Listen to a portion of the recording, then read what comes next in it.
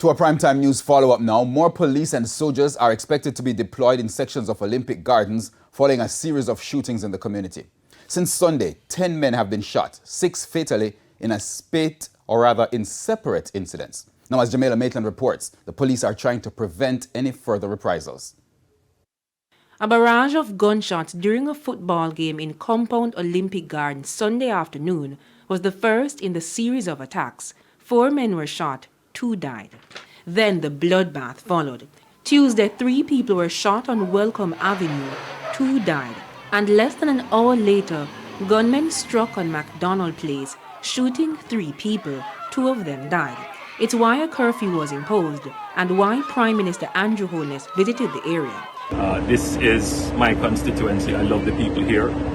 They are like my family. And wherever crime happens here or wherever in Jamaica, I literally take it very personally. And so we are going to be ensuring that this murder, this apparent gang conflict, that the necessary resources are brought to bear and that the perpetrators are brought to justice. The shootings have forced some businesses to close. A shopkeeper who was in the midst of closing hers says she's bracing for the worst. Operations Officer DSP Coleridge Mento says police and soldiers will be deployed in the area to prevent reprisals. As we walked, a number of persons were indicated their own fear in coming out and going out to do their normal business. And so it's important that we continue our strong presence, and it will continue in this area. But there are those who questioned Tuesday's daring daylight shooting in front of the Olympic Gardens police station. The shooters managed to escape. Prime Minister Andrew Holness, who is the Member of Parliament for the constituency, has been speaking about the use of technology to solve crime. However, only one camera is located at the major intersection between Bay Farm Road and Olympic Way.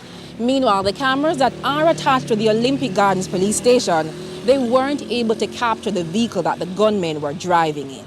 We have a project in place. Unfortunately, it is stuck in procurement and has not yet come to fruition.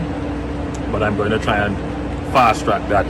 The cameras would have therefore been very useful in identifying the vehicles and possibly license plates and possibly those who actually committed the crime.